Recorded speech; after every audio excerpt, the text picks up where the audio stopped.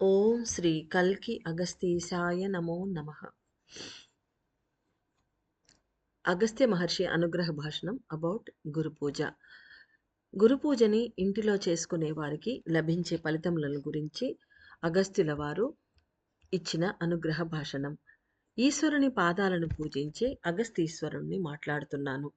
ప్రేమ నిండిన ఆత్మలారా, ఆనందంతో ఆత్మగాయత్రి నోమును తీసుకుని పూర్తి చేస్తూ ఉన్న ప్రతి ఆత్మకు ఈశ్వరుని కృప లభించగలదు. సత్యలోకంలో వికసించనున్న ఈ స్థితిలో ప్రతి ఆత్మ ఆ సత్యలోకంలో ప్రవేశించుటను చూడవచ్చు. ఎవరైతే ఆత్మగాయత్రి నోమును చేసి ఉన్నారో వారంతా కలి యొక్క మహా వినాశనం నుండి కాపాడబడగలరు. ఏ పనికైనా ఆరంభం అనేది ఏర్పడినచో ముగింపు అనేది ఏర్పడి ఉండాలి. కాబట్టి ప్రారంభం అయిన ఆత్మగాయత్రి నోము అనేది ఈ భూమిపై ఎటువంటి మార్పులను తీసుకువచ్చి ఉన్నది అనే విషయాన్ని తెలుసుకొని ఈ నోమును ముగించవలసి ఉన్నది. దైవములు చేయలేని పనులను మానవ రూపం తీసుకుని ఉన్నవారు నెరవేర్చుట అనేది ఈ కలి ఎల్లలో జరిగే ఒక సత్యము కాగలదు. ప్రారంభించిన మీరందరూ సక్రమముగా పూర్తి చేసినప్పుడు మాత్రమే చేసిన పనికి ఫలితం లభించగలదు.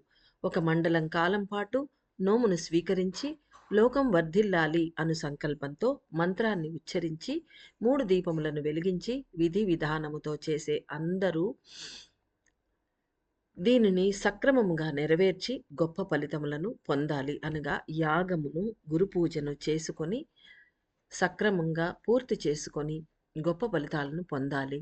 కొద్ది కాలం నోము చేసిన వారు, నోము చేయని వారు కూడా గురు పూజ చేసుకొని యాగమును జరిపించినచో గొప్ప ఫలితములను పొందగలరు.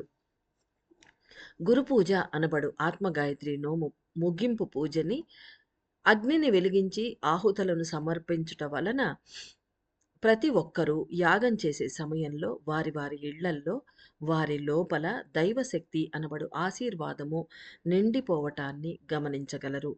మనసు అనే సాధనము ప్రాణములో ఒదిగి అంతర్ప్రయాణము త్వరితముగా సాగుటను గమనించగలరు. భౌతిక అవసరాలు అన్నియు విస్తరించి నెరవేరుటను, అనుకున్న పనులు అన్నీ సులభముగా ఈడేరుటను తెలుసుకొనగలరు. వండిన అన్నాన్ని భుజించినప్పుడు మాత్రమే దాని శక్తిని పొందగలరు. అదేవిధంగా చేసుకున్న ఆత్మగాయత్రి నోము ఫలితమును పొందుటకు ఆఖరు రోజున అగ్నిని వెలిగించి సమర్పణములు చేసుకున్నప్పుడు మాత్రమే ఫలితాన్ని పొందగలరు అని తెలుసుకొనండి. అనగా ఆత్మగాయత్రి నోము 48 రోజుల పాటు చేసుకోవడం ఎంత ముఖ్యమో అంతే ముఖ్యం ఆఖరు రోజున ముగింపు సమయంలో యాగం చేయటం, అగ్నిని వెలిగించి యాగం చేయటం, ఆహుతులను సమర్పించటం కూడా అంతే ముఖ్యం అని తెలుపుతున్నారు. అనగా అగస్త్య మహర్షి వారు తెలుపుతూ ఉన్నారు. ప్రతి ఒక్కరి ఇంటిలో అగ్ని వెలిగించబడే సమయంలో ఆదిమూల గణపతియు, అగ్నిదేవుడు ఇరువురు కలిసి ప్రవేశం చేస్తారు. అనగా వారిద్దరూ కలిసి ప్రవేశిస్తారట. సూక్ష్మమైన శక్తులను, కాంతి శక్తిని కలిగి ఉన్న ఉన్నత శక్తులు ప్రవేశించుటను అందరూ గమనించి అనుభూతి చెందండి. ప్రతి ఒక్కరి దేహంలోనూ అగ్నిశక్తులు పెరుగగలవు. సుషుమ్నా నాడి వీర్యవంతంగా కదలసాగును. దేహములో కలుషితములను, విషశక్తులను అగ్నిదేవుడు శుద్ధి చేస్తాడు. విఘ్నములను తొలగించే వినాయకుడు సుషుమ్నా నాడి ద్వారా కర్మలు లేదా విఘ్నములు అనే టాక్సిన్స్ని తొలగిస్తాడు. సంతోషంగా, ఇష్టపూర్వకంగా యాగాన్ని మొదలుపెట్టి అగ్నిని వెలిగించి పూజించేవారు, వారికి సహాయపడేవారు, అగ్ని చుట్టూ కూర్చుని పూజించేవారు దీనిని బాగా తెలుసుకొనగలరు. యాగం పూర్తి చేసే సమయంలో శరీరంలో పలు మార్పులు ఏర్పడి శరీరం ప్రకాశవంతం కావటాన్ని గమనించగలరు. మనసు అనేది పలు సందేహముల నుండి విడిపడి స్పష్టత ఏర్పడుటను గమనించగలరు. అనగా మనసులో ఉండే సందేహాలన్నీ తీరిపోయి ఒక స్పష్టత ఏర్పడడం గమనించగలరు అంటున్నారు అగస్త్యుల వారు. భౌతిక అవసరాలు అనేవి దైవంచే స్వీకరించబడి, అనగా మనకి ఏవైతే భౌతిక అవసరాలని మనం అనుకుంటున్నామో అవన్నీ భగవంతుడు తీసుకునేస్తాడట. అందులో ముఖ్య అవసరాలు క్రమక్రమంగా నెరవేరుట అనేది గమనించగలరు. అంటే ఇది యాగం తర్వాత డే టు డే లైఫ్‌లో మనం ఇవి గమనించుకోవచ్చు అని దీని అర్థం. అగ్నిని వెలిగించి, ఆహుతులను సమర్పించి, ఒక చిన్న యాగాన్ని చేసే భాగ్యం అందరికీ దొరకదు. సత్యయుగంలో ప్రవేశించే వారికి మాత్రమే ఈ అవకాశం దొరుకును. ఎందుకంటే సత్యలోకంలో అందరూ అగ్నిని వెలిగించి లోక కళ్యాణం కోసం పూజిస్తూ ఉంటారు. కావున మహాభాగ్యం కలవారు మాత్రమే ఈ యాగాన్ని చేయగలరు అని తెలుసుకొని చేయవలసి ఉన్నది. ఆత్మగాయత్రి మంత్రం అనేది అన్ని ఆత్మలను మేలుకొలుపును.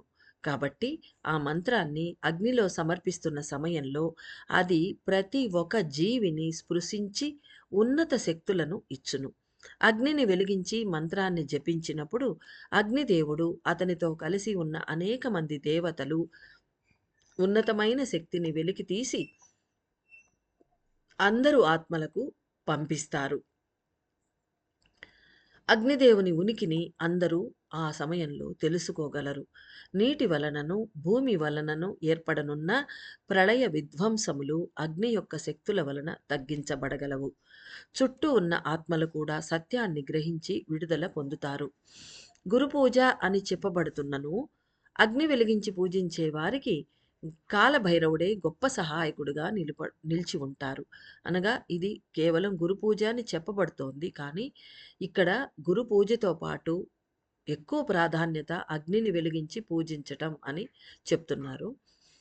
అగ్నిని వెలిగించి పూజించే వారికి కాలభైరవుడే గొప్ప సహాయకుడిగా నిలిచి ఉంటాడు. అంటే ఆ స్వామి వెన్నంటి మనకు నిలిచి ఉంటారట. నాకు ఆ స్వామి ఏ విధంగా అయితే తన పూర్తి శక్తులను అనుగ్రహించి సహాయపడుతూ ఉన్నారో, అనగా యుగమార్పు పనికి అగస్త్యుల వారికి కాలభైరవుడు ఏ విధంగా అయితే సహాయపడుతూ ఉన్నారో, నాకు ఆ స్వామి అనగా కాలభైరవులు ఏ విధంగా అయితే తన పూర్తి శక్తులను అనుగ్రహించి సహాయపడుతూ ఉన్నారో, అదే విధంగా మీకందరికీ ఒక కావలి దైవం వలె నిలిచి సహాయపడగలరు. కాలభైరవుడే కావలి కాచే శివాలయాల వలె మీ అందరి ఇళ్లను కాలభైరవుడు కాపలా కాస్తారు.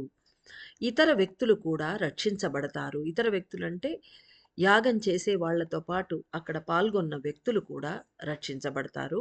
లేదా ఆత్మగాయత్రి మంత్రం మన చుట్టుపక్కల ఉన్నవాళ్ళు విన్నప్పుడు వారు కూడా రక్షించబడగలరు అని అర్థం చేసుకోవాలి. మీ యొక్క ఆరా అనబడు మిమ్మల్ని చుట్టి నిలిచిన శక్తులలో అనగా మన వెనకల ఆరా అంటుంటారు కదా! ఒక కాంతి వలయం. అలా కాంతి వలయం అనబడు మిమ్మల్ని చుట్టి నిలిచిన శక్తులలో ఆ కాంతి వలయం వేరేమిటో కాదు. అది శక్తి వలయం మాత్రమే. ఆ శక్తులలో కాలభైరవుని ఉనికిని మీరు తెలుసుకొనవచ్చును. కాలభైరవుని శక్తులచే చుట్టబడు వారందరూ కాలాన్ని దాటిన ఉన్నతమైన పనులు చేయగలరు. కాలము, దేశము దాటి ప్రతి ఒక్క మానవ ఆత్మను ప్రేరేపించి, విడుదల చేయించి, తద్వారా వారి ఆత్మకణమును కూడా బహుమతిగా పొందవచ్చును. కాలము, దేశము దాటి అంటే ఇంతకుముందు కాలభైరవ స్వామి చెప్పిన ఆ సూత్రముల మెసేజ్‌లో కాలమును దాటడం ఎలాగో, దేశాన్ని మంత్రం ఎలా దాటుతుందో అనగా సముద్రాలను, పర్వతాలను కూడా, పర్వత శృంఖలాలను కూడా ఆ మంత్రం ఎలా అయితే వాయుమండలంలో చేరి ప్రయాణిస్తుందో, అక్కడ ఉండే వేరే దేశాల్లో ఉండే మానవ ఆత్మలను ఎలా ప్రేరణ చేయగలదో వివరించి ఉన్నారు. కాబట్టి మనము బిగ్గరగా ఆత్మగాయత్రి మంత్రాన్ని ఉచ్చరించినప్పుడు కాలము, దేశము దాటి ప్రతి మానవ ఆత్మను ప్రేరేపించి, విడుదల చేయించి, అలా మనం చేయగలిగితే తద్వారా వారి ఆత్మ కణం ఎవరైతే విడుదల పొందుతారో వారి ఆత్మ కణమును ఒకదానిని కూడా బహుమతిగా పొందవచ్చును. ఇది మనకు బోనస్ లాగా, మనకొక గిఫ్ట్ లాగా దొరుకుతుందట. దేవతలందరూ ఈ భూమిపై వీర్యవంతంగా పనులు చేయుటకు సిద్ధంగా ఉన్నారు. వారు తీసుకున్న కార్యమును తీసుకొని సహాయపడు ప్రియ శిష్యులు అందరూ ఆత్మగాయత్రి నోమును అగ్ని వెలిగించి పూర్తి చేయుట ద్వారా 12 దైవముల సంపూర్ణ ఆశీర్వాదములను పొందగలరు. అనగా దేవతలంతా ఈ భూమిపై పనులు చేయటకు సిద్ధంగా ఉన్నారు అంటే వాళ్ళు అన్బాలయం కోసం భూమిపై దిగి ఉన్నారు. వారు ఒక్కొక్కరు ఒక్కొక్క పని చేపట్టి ఉన్నారు. ఇది అన్బాలయం మెంబర్స్ అందరికీ తెలుసు.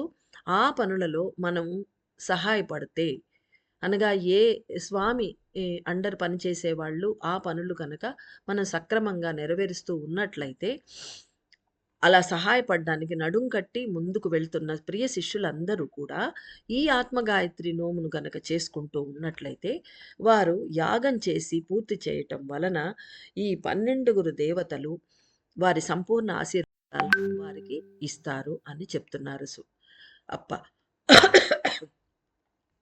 లోకం వర్ధిల్లాలి అనే ఉన్నత సంకల్పంతో గురు పూజను ప్రేమతో చేసుకొని నోమును పూర్తి చేసి ఉన్నతమైన జీవితమును మహాజ్ఞానమును పొందవలసి ఉన్నది. నా పరిపూర్ణమైన ఆశీస్సులు.